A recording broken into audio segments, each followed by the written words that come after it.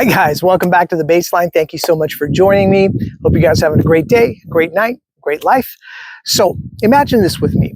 The country that built its post-war soul on the words never again now finds itself in The Hague, defending the right to arm a state the World Court says poses a plausible risk of genocide. I mean, they're saying it is genocide, but let that sink in for just a moment, because the nation that once vowed to prevent atrocity is now explaining why it kept sending the weapons.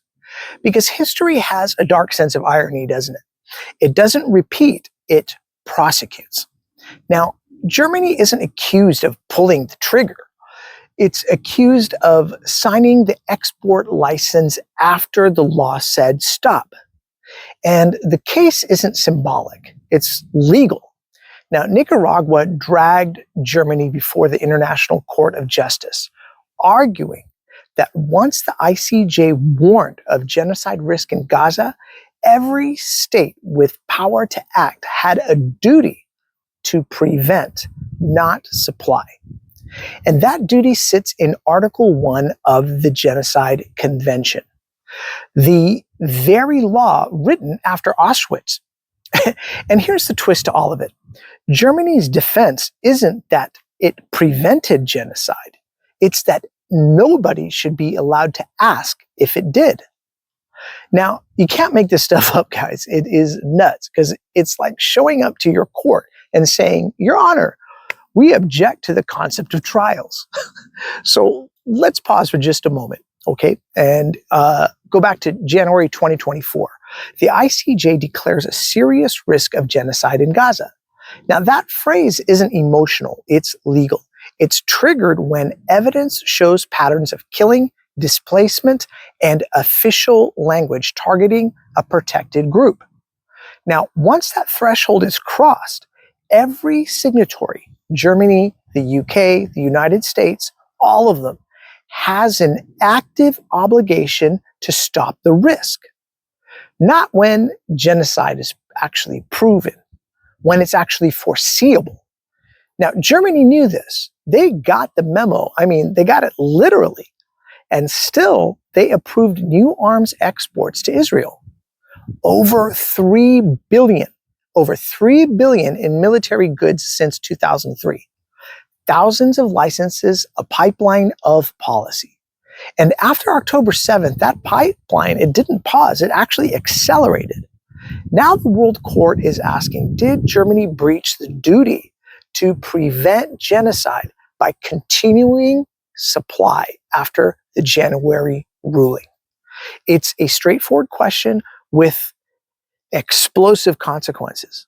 Because if the answer is yes, then so does every other supplier state. Now, the UK builds jet parts, the United States bankrolls the weapons. Each is bound by the same convention. If one domino falls, the line stretches across the West. Now, Germany's argument, it's procedural. They claim Nicaragua doesn't have a standing. And it's kind of a classic move, when you can't defend the act, contest that jurisdiction. It's the international law version of saying, you can't fire me, I quit. And here's where the story turns existential.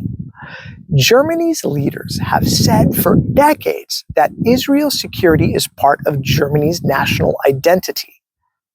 Atonement turned into policy. But the Genocide Convention doesn't honor historical exceptions. Its duty isn't based in emotions. It isn't emotional. It's universal. So the identity that once meant never again now collides with the law that demands not again, not anywhere. So that's not just a courtroom fight. That's a national mirror shattering in public. It's like watching the referee get caught fixing the game he invented in the very first place. And every export license had to be signed, reviewed, and stamped. So you can't accidentally approve missiles. That's paperwork with fingerprints on it. So when Germany kept signing after the ICJ warning, it wasn't confusion. It was a decision. And Nicaragua, the tiny Central American state that once sued the United States for illegal wars in the 80s and won, has returned to court to remind the West of its own rules. So think about that. Think about that reversal. The countries once lectured on international law are now enforcing it. The students are grading the teacher. It's really interesting. And this isn't just Germany on trial here. It's the entire idea of Western moral authority. For decades, Washington, London, and Berlin have called themselves guardians of the rule-based order. But what happens when the rule book calls them to the stand? Silence? Because you can't preach accountability while your export ledger tells a completely different story. And the truth is this. The truth is this case changes who gets to speak for humanity. Because when South Africa filed the Gaza genocide case, it invoked the same tradition that named apartheid a crime. Now, when Nicaragua filed against Germany, it used the same law it once wielded against the United States aggression. And the moral center of international law has moved south, from the colonizers to the colonized. And the record won't disappear. The ICJ ruling, it's permanent.